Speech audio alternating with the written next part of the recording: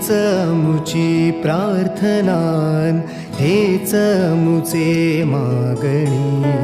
हीच मुची प्रार्थनान, हेच मुचे मागणी.